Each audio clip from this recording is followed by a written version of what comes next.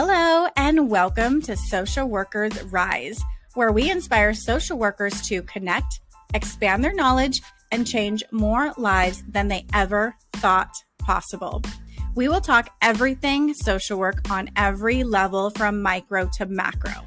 We are going to hear stories of social workers who are doing big things, learn new skills, and most importantly, give you actionable steps to make a difference today. Let's go.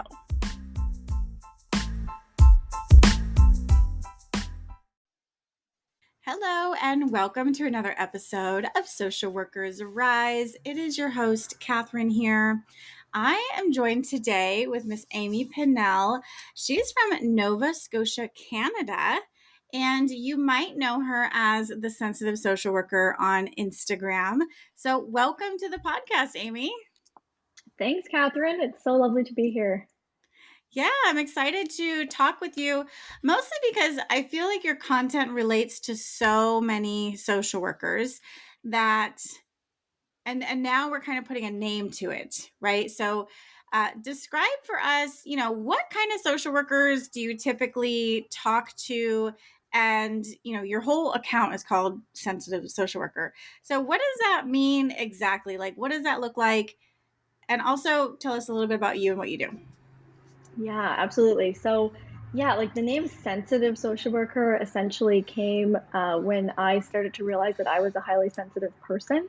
And so the trait of high sensitivity is an innate trait that around 20% of people in the world are born with. And it's basically we're kind of more impacted by our environments. We feel things more deeply. We're deeply empathetic. We process things deeply. And there's a lot of strengths that come with that trait that make us great social workers, but also a lot of challenges because we're more likely to become overstimulated, overwhelmed. We're just like really deeply impacted by things. So that's where the name came from. But essentially, who I'm talking to, in my account, all those messages I'm sharing are, basically any deep feeling, tenderhearted social worker, right? If you feel things deeply and you feel impacted and your heart is really in the work, then that's who I'm speaking to in my account. Yes, and that's so many of us because this is what we do. We like to help people and we feel deeply connected and called to do this. Tell us a little bit about you. What do you do before we jump into talking about boundaries and all of those fun things? Absolutely. So right now I have a solo private practice, and in that private practice, I specialize in highly sensitive helpers and healers. So it's broader than just social workers. So right now I'm working with teachers, veterinarians, nurses, massage therapists, just anyone who has found a career in helping and healing, who identifies as, a deep feeler or just a more sensitive person and who's struggling with burnout or codependency or just, feeling kind of having trouble balancing taking care of themselves while working in a helping profession. So that's my private practice. And then with Sensitive Social Worker, I also offer workshops and courses and some one-on-one coaching. And I created the sorry, Catherine, that's not what I meant to say. I created the Love Notes for Social Workers card deck. So that's taking some of the messages from Instagram and created a physical deck that social workers can carry around with them in their pocket. And I suppose it might be helpful to note that before I started private practice, I worked in public health on the other side of Canada, in British Columbia, Canada, with the health authority there, primarily in mental health and addictions, for about 6 or 7 years before I went into private practice. Okay. So lots of really great experience. And it's perfect that you're here because I surveyed my audience and we had almost about 100 people respond to the survey. And one of the big areas that we need help with is self-care and balance. And we struggle with that, right? We struggle with the guilt and with the time and with the money. But one thing that I've seen over and over and over again that can help with self-care is boundaries. Yeah, and I 100% agree with you that boundaries can really help with that. And I feel like it's When it comes to, like you said, like, I think that term self-care, that's something that our employers toss around sometimes, like, oh, you're exhausted, oh, you're burnt out, like practice self-care. And I think, I always kind of get the impression that they mean like, oh, on your own time, like, go like take a bath or whatever. I don't think they Yes. were really talking about boundaries, right? Like, I don't think that's as encouraged. But to me, that is like one of the best ways we can take care of ourselves is by setting healthy boundaries. Yes. And what I've seen so many times is that even bosses and managers don't have very good boundaries. Like they're checking their emails at night, at midnight. Sometimes I would get a email back from my Yes. supervisor. And so it really does start from the top. And when they say, oh, do self-care, exactly. They don't mean call off and take a mental health day. They don't mean to stop being available after 5 if that's the routine that you've been getting on. But, we're not here for the supervisors today. We are here for the social workers. And Yes. and I want to first break it down. Okay, because when I first heard this word, I had such a hard time comprehending what do you mean boundaries? Because it's not a physical, generally, it's not a physical thing. We do have physical boundaries around us, around our bodies that we don't want people to touch us. But when we talk about these mental and emotional boundaries, like what are we talking about? Yeah, I'm so glad you asked that because, I think it is hard to talk about boundaries because it's such a like it's really a huge concept, right? Like kind of boundaries is like this umbrella and like underneath it there are so many different layers and so many different types of boundaries. And yeah, the physical boundaries like they're kind of obvious. It's like okay, like, I think as social workers we have kind of limits around like, whether we touch clients and things like that, right? But when it comes to yeah, emotional and mental, they're kind of more abstract and internal, and it's harder to understand what that means. And I would say that when I think of boundaries, like there's kind of two different ways I think about them. And one is that they're really the limits and the rules that we set for ourselves and for other people regarding what's safe and what's appropriate. So in terms of setting those kinds of limits and rules for ourselves, it's around protecting our dignity and ensuring our own safety, health, well being. And sometimes that looks like, how we communicate with someone or something we do, like or an action. And sometimes it's more of an internal process of like how we think about something or how we kind of respond to something. And I also think of boundaries as like a border that separates us from others. I think this is a big piece where we can become kind of enmeshed with someone else's like feelings, right? Like we can get kind of confused about who's responsible for what, right? Or whose feelings are whose. So being able to have a separate identity is part of what boundaries are trying to help us with. Yes, I love that explanation. And you hit on so many great points. And one, I was talking with my one of my supervisees today around the emotional boundaries because we're exposed to a lot of trauma and sad stories and just really Hmm. terrible situations that we're helping our clients through. And we can bring that home with us, right? Like we can take that home and, sometimes we're just crying in our shower because we feel so sad and we know that we can't get this child, whatever, we can't heal this child from abuse, right? We're so Yeah. limited in what we can do and we can't change the situation. And so we take it home and we internalize it as if it's our life. And Hmm. it takes so much practice and awareness to say, okay, that is their journey. I can feel for them. I can understand how they must feel, but I don't have to carry that myself. And that does not Yeah. make me a bad person. It doesn't mean that I don't care. It just means that I'm being respectful, that that's their story and I don't have to carry it.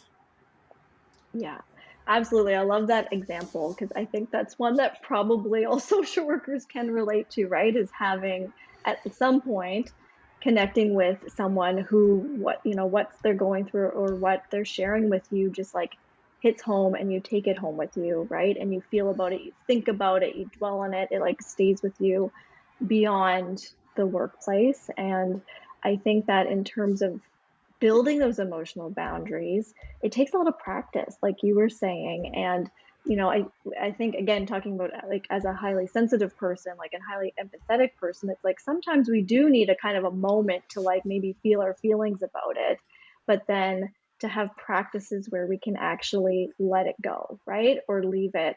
And one of the things that I find helpful is to really think about, okay, is me like carrying that with me and thinking about it all night or all weekend, crying in the shower about it, is that actually helping the client? Like, is that actually serving anybody? Or is that just a drain on myself, right? And then what I mentioned before about, you know, that kind of separate identity piece, it's like if we're so focused on everyone we're supporting and their feelings and needs, ours can get kind of lost. Like, this is what I've noticed with a lot of people, a lot of social workers and other helpers and healers I've worked with, is when you ask them how they feel or what they want or what they need, they're not able to identify it. And Right. I think it's really important. Part of what these boundaries allow us to do is to turn inward and to like reconnect with ourselves.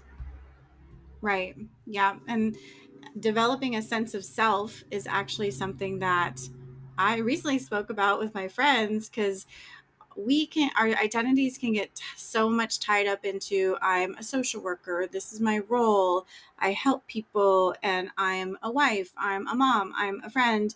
But then who are you without all these people? I mean, if our roles change, right? If we lose a loved one, we can have this whole identity crisis, like who am I? Or if I lose a job, right? Like Hmm. who am I? And I love how boundaries help us to kind of define, okay, this is what I'm comfortable with and this is what I'm okay with, and that's it, right? And these Yeah. boundaries can change and shift over time. I'm wondering, have you had any experiences or heard of any stories where there was something like poor boundaries? Like what does poor boundaries look like? Oh yeah, absolutely. So I have, you know, I think the first I'm like trying to do the math in my head. The majority of my life, I had poor boundaries. So I grew up in a home where, you know, we were enmeshed. We didn't have very clear boundaries. I felt very overly responsible for everyone in my family. And I, you know, went through my master's degree with that, you know, I continued that and I brought that into my work. And so my very first, you know, master's level social work job, I had just started learning what boundaries were, right? I had just started like, you know, like kind of understanding what that term meant and how it might apply to me. So when I was in that role, well, first of all, I'll just say that it was a really hard role because it was essentially the work of three people kind of dumped on one person. And I knew that going in there, but I still didn't really know how to say no. I didn't know how to set limits. So if anything was asked of me, I felt like I had to say yes. So I was just taking on more and more, you know, kind of overcommitting, trying to do what I could. And you know, we mentioned before that kind of emotional piece. I also, on top of the clients I was clinically supporting, there was also a team of staff that I was overseeing. And, you know, if they were upset or disappointed, I was really taking that on. Like that really weighed heavy on me. And it kind of felt like I couldn't be okay unless everyone else was okay, which, you know, with the number of people I was supporting, you know, there was always someone who wasn't okay. So, you know, never felt okay. And I kind of had this like black cloud that I carried around with me after work. Like my boundaries between work and home were terrible. I was thinking about it constantly. But I'd say like one of the biggest like aspects of why I did burn out in that role was that my self-worth was so tied up in the work. Essentially, if I wasn't like helping or supporting, then I didn't know, you know, didn't feel worthy. I didn't feel like I was okay. And so I think that was part of the reason I felt like I couldn't say no to things and I pushed and pushed and pushed until I was, yeah, completely anxious, depleted, overwhelmed, you know, like when I finally left, it was like, you know, breaking down in the bathroom, like it was really, really challenging. And, you know, I lasted 9 months in that role. And when I left, I will say I tried to get a new job and leave, but they actually, with the union I was in, they redeployed me back to that role and kind of made me stick it Oh out. So no. then I quit because I was like, I just can't, right? Like I'd hit a point where I wasn't well mentally or physically. Um, and I think one of the most challenging things about that time too was really made me question whether I was cut out to be a social worker. Like that was kind of a thought that kept going through my mind was like, wow, I can't handle this. Maybe I'm just not cut out to be a social worker. So when I left, I really had to grapple with that because I couldn't picture myself being anything but a social worker. But Yep. it was like, how can I do that in a way where this doesn't happen again? How can I ensure that I come out the other side? Like, I can do this for the long term, that I can support my clients without completely depleting myself, without feeling anxious and drained and like not having a life outside of work. And boundaries were how I managed to do that in the long run. And, I think the result was, yeah, finding ways that I could feel like I could maintain who I was. I could, you know, practice self care. I could set limits. I could speak up for myself, all of those things. Hey, it's Catherine here. I hope you are enjoying this episode. We're going to take a quick break to listen to these ads from our sponsors. Have your clients had a hard time finding a therapist through their health plan? The National Union of Healthcare Workers is the nation's largest union of private sector behavioral healthcare providers and a leader in the fight for mental health parity. This year, NUHW is working with allies to ensure that health plans maintain accurate, up to date listings of in network providers. By eliminating so called ghost networks, we can ensure that patients get timely access to care by finding mental health providers who are actually available and covered by their plan. Learn more at nuhw.org/networks. The next time you need continuing education units, I highly recommend the Therapist Development Center. When I started this podcast, I reached out to the founder, Amanda Rowan, to see if she was interested in being a sponsor. And she jumped at the chance to support her fellow social worker. TDC has helped more than 100,000 social workers pass their licensing exam, including myself. I love that TDC CE courses are engaging and relevant. Amanda and her experts give us clear and practical clinical skills that we can immediately apply to our work.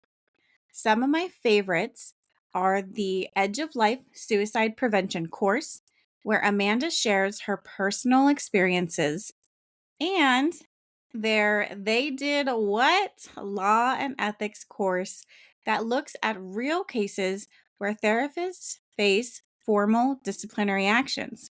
They also have a great telehealth course. We are legally required to take continuing education to increase our competence, and most other courses out there don't actually teach the material in a way that we can learn it, but TDC does. You can also check out the links in the show notes.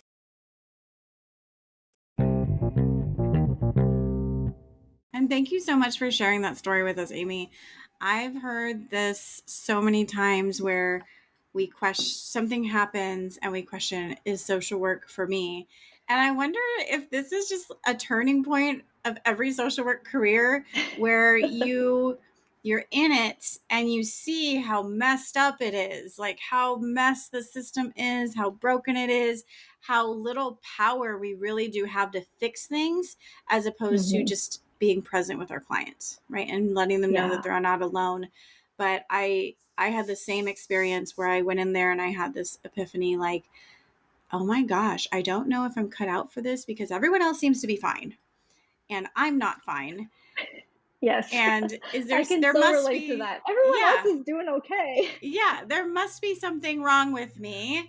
But I think this is normal, like a normal part of our career, unfortunately, where people either say, okay, I'm out, or I'm recommitting, or let me see what else I Yeah. can do. And a lot of Yeah. times that's where people find this podcast, because we talk about how you're not stuck. Right? You're not stuck in one role. You have so many different options. And there's so many resources out there like you, Amy, who are here to help us, right? So Yeah. before we talk about how you help people, how you help social workers, I want to talk about, give some examples of what can we do, right? So what do healthy boundaries look like? What are some examples of those? What can we do to really Mhm. establish like this firm foundation of being well? Yeah. Yeah, great question. So I'll start with kind of like just a general definition of what healthy boundaries are, and then we can kind of get into the nitty gritty. Yeah, so healthy boundaries are essentially boundaries that aren't too rigid, right? We don't just completely cut people out. It's not a brick wall where like nobody gets in, and they're not too porous. So they're not just like, a fishnet where anything can kind of get in and we're just at the whim of whatever's around us and whoever's around us and what they want us to do or what they're doing to us, right? We want something in the middle that has some structure and also but is flexible. So we want to be able to connect with people, and of course as social workers, right? We want to be able to empathize. We want to be able to relate. We want to like be with people in their struggle, but we don't want to do it at the expense of our own well-being, of our own safety. So we're trying to find that balance. And I think part of the reason why, talking about boundaries or like supporting people with boundaries is so hard is because that's going to look different for everybody. There is no blanket set of like healthy boundaries that we can all just like put on and then we're good to go, right? It's going to be really individual. It's going to be contextual. It's going to be based on the relationship. It's going to be based on that day and how you're feeling. Like every scenario, every situation is going to bring healthy boundaries might look a little bit different, and depending on who you are, right, it might look different for you than it might be for your colleague or somebody else. So that's essentially what we're trying to find is we're getting as close as we can to that balance of like maintaining our safety and well-being while still being able to connect and still being able to, you know, be connect on that human to human level. um, and yeah, I'd say for us as social workers, healthy boundaries ideally would look like being able to say no, and I'm in certain scenarios, right, to extra tasks or to staying late or to, maybe, your colleagues asking you to like take on some of their work. So being able to say no to clients if, they're like trying to get you to do something in a rush, right? All of these things, and also being able to say yes, right? When we're like, okay, yeah, this aligns with my values. This is what I need. This is, I have the capacity to show up. But it also looks like, I think, having practices that allow you to leave work at work, having practices to be able to, release other people's emotions, like clients' emotions, if you're holding them too close to your heart and you're carrying them around with you. And then a lot of boundaries around our time and our energy. So just being really mindful about how you use your time and energy and I always kind of put them together because when especially as highly sensitive people, like everything we do like takes more energy than other folks. So when we look Yes, at our Amy. Yes. schedule, right? You look at how much, like, oh, look, I have a slot of time there, but it's like, but do you have the energy to like add in like XYZ, right? And I think we just need to always be kind of assessing those things together. Um, yeah, because if we're constantly giving all of our energy and time to everyone else, we end up not having any left for ourselves. For And sure. I think that sometimes the boundaries we can set, like they can be kind of subtle, right? Sometimes it's just um, like not participating in the office gossip, right? Like if there's some type of drama or conversation that, like, I know sometimes venting with our colleagues can feel like, oh, this is helpful or this is me connecting with people, but how do you feel afterwards, right? And Hmm. sometimes that's actually a huge energy drain. So just being mindful about where your energy is going, and if there's like, things that are maybe like energy leaks that you can kind of close up, that can be really helpful. I've seen people make boundaries just like eating lunch every day, right? Like making sure you do that, leaving work on time, which, and for some people the boundary might be like, I have to do that every single day. Well, some people be like, oh, I just want to, I'm okay staying late twice a week or Hmm. whatever it is. So those are a few examples, but yeah, I'm curious, do you have like, um, yeah, is there more you want to know about that? Yeah, no, that covers it. And as you're talking, it reminded me of how I had to learn to stand up for myself and set my own boundaries. So, just some examples are I'm leaving when I'm off. And I Mhm. use my job description as a guide for my boundaries, right? So when you're hired onto this role with certain expectations. Typically, it's laid out, right? 40-hour work week. All right. Boom. I'm doing a 40-hour work week. I'm not going to be available after I go home. I'm leaving at the time that we have agreed upon that I'm leaving. Unless, there's a crisis, right? If someone's suicidal, of course, I'm not going to leave. But that's not happening every single day. I mean, I guess Mhm. depending on your job, it could. But for a lot Right. of us, But I feel like that's the flexibility piece, right? Like that's exactly, a flexible, healthy boundary. It's like, okay, here's the boundary and like here's the specific exceptions that I'm okay exactly, with. Yeah. exactly. Yes. And then the other time that it was really hard for me to do this, but I had no choice. I was working at a job doing telehealth during the pandemic, and the employer, as many we experience, they're not trauma informed. So Mhm. they see an empty slot in your schedule. They think that you can see a client, and they don't understand the emotional and energy toll, like the energetic toll that it takes on us to sit with people who are going through such life changing experiences. And just because the time is there, it doesn't mean that the energy is there. So by the time it would be 4 o'clock, I would just be spent, Amy. Like I would be near tears, just exhausted. And one of Yeah. my coworkers quit, and I knew my boss was going to say, "Hey, Catherine, can you take over their region?" Because that's what they did with every other social worker that quit. And they didn't ask me, but I knew my time was coming because I was one of the senior ones by that time. And I said, "Okay, I'm only going to take it if they give me her salary. I can make this work for double the salary." But I knew that I wasn't going to love that. happen. Yeah. I knew that wasn't going to happen. But if they gave me the double the salary, I would definitely make it work, at least for a short period of time until I really burn out. But yeah, just being able to Yeah. know and communicate what it is that you need. And sure enough, they did not give me their territory, and they did not double my salary. They pretty much left me alone. I think I took on maybe 3 or 4 extra clients, but I was already at my max. I'm like, there's just no Yeah. way this is happening. So just Mhm. just some ways. Oh, and not looking at the work phone when you go home. Such an important one. Yeah, like yeah, work emails, work phone. Yep. Yeah, The, having limits and boundaries around that I think is essential. And I know some people be like, oh, it's just one email or it's just one this, but it's like again, it's the energy, right? And you kind of have to switch hats, and it yep. takes a lot to then come back into your you time. And I think when we do those things, like we kind of give outside of our own boundaries, we give a little bit more energy um, than we really have or we really should be giving. It's like we're essentially like borrowing that from the next day, right? And so eventually we have to pay it back. And I think that's what can accumulate to the point of burnout if we keep, crossing our own boundaries. And, I just love that example, like, just kind of that, you having your own back, right? In that, like, nope, this is what I would need to do that.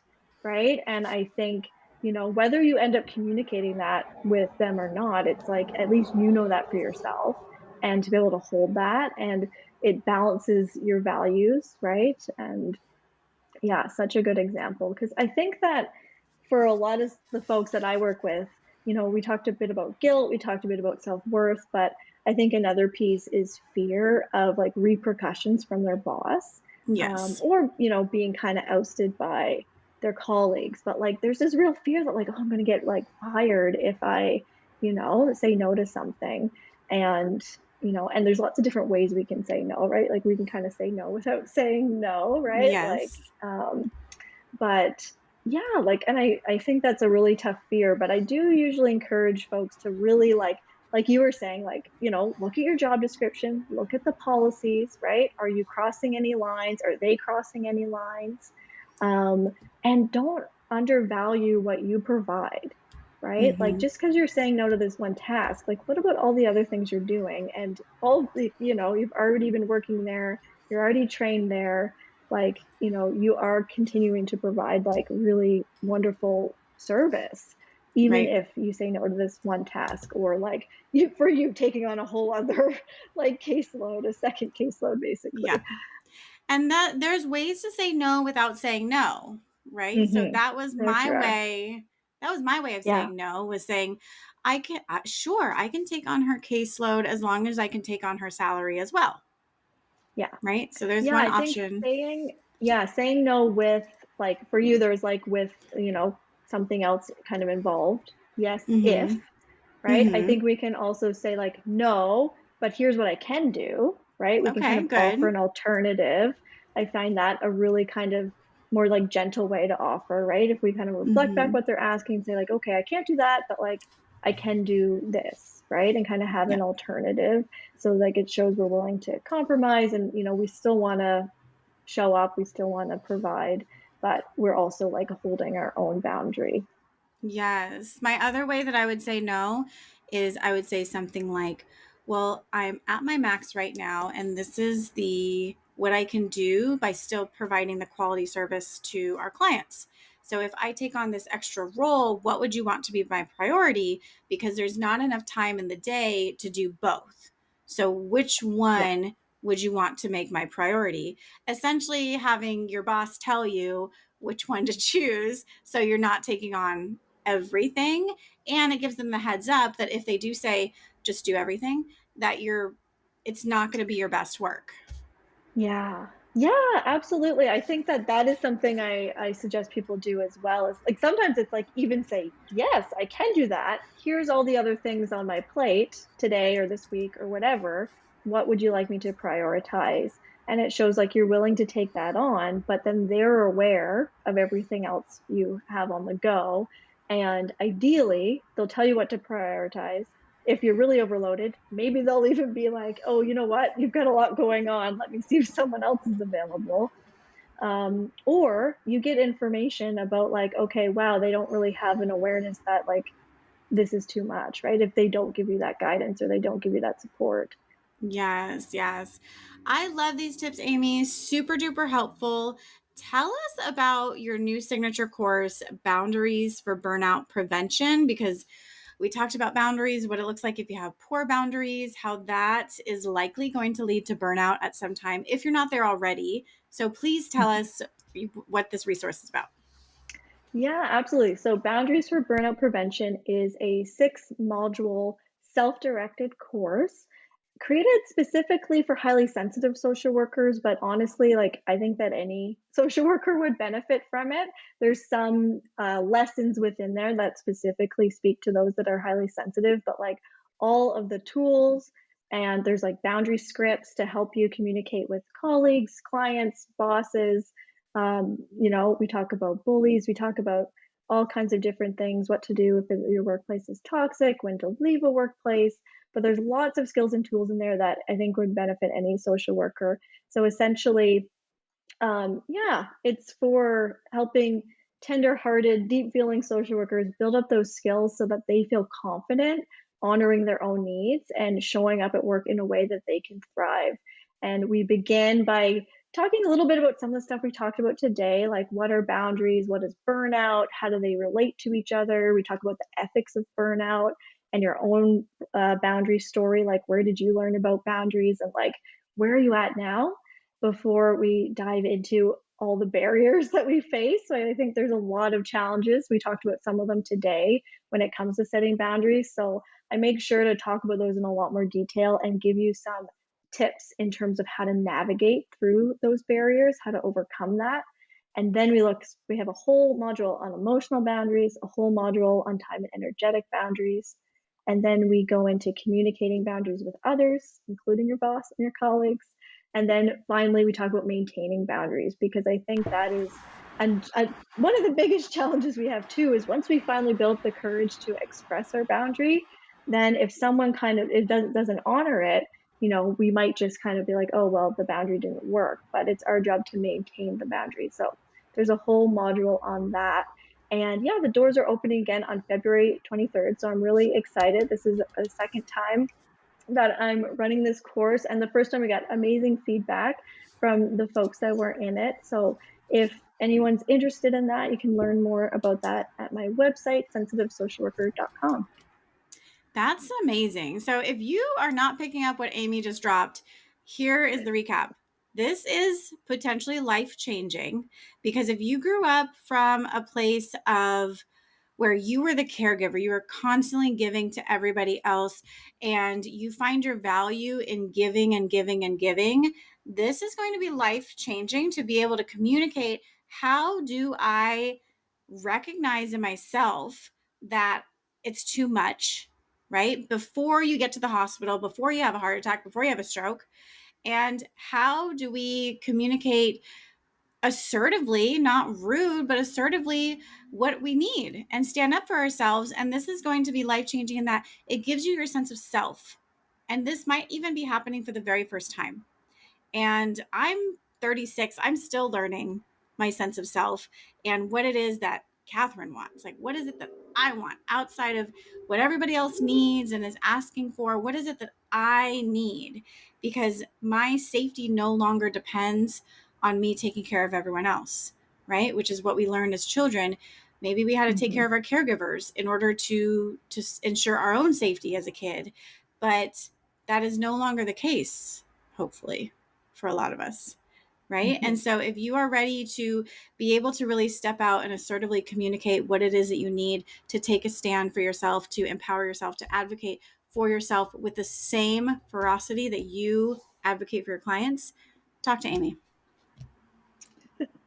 Thanks so much for saying all of that, Catherine. I feel like that was such a good, like, deep summary of really like the purpose of the course, right?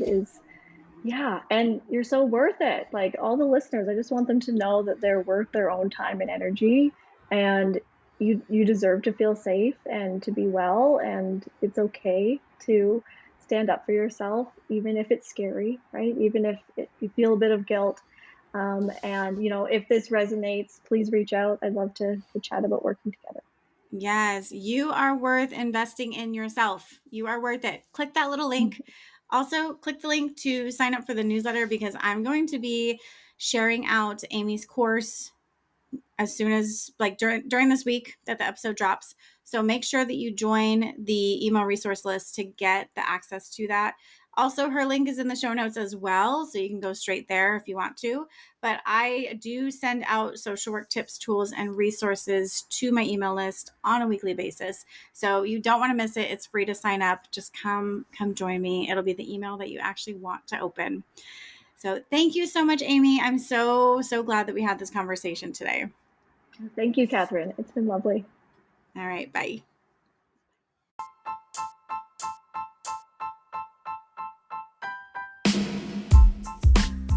Thank you for listening to another episode of Social Workers Rise. If you love this episode, be sure to subscribe and text this episode to a friend. If you want more, there are a few ways we can get to know each other and work together. First, definitely subscribe to the Friday resource email list. The link is in the show notes. And that's where you can learn more about the courses I offer, including Clinical Essentials for the Future Therapist and the Pulse Basics for Medical Social Workers. I'll also be sending out occasional tips and resources and other happenings within the social work industry.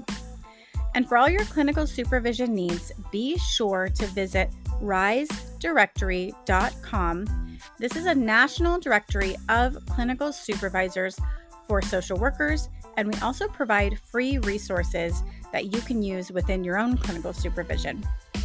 Lastly, if you have more individualized needs, I do offer coaching, individual consultations, and am available for public speaking engagements for social workers and change makers.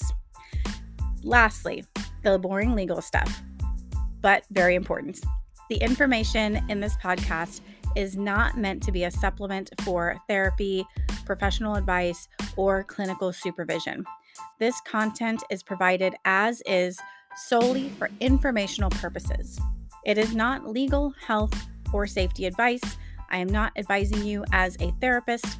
Organizations should engage their own experts to ensure any adopted measures are compliant with applicable laws and standards in their jurisdictions.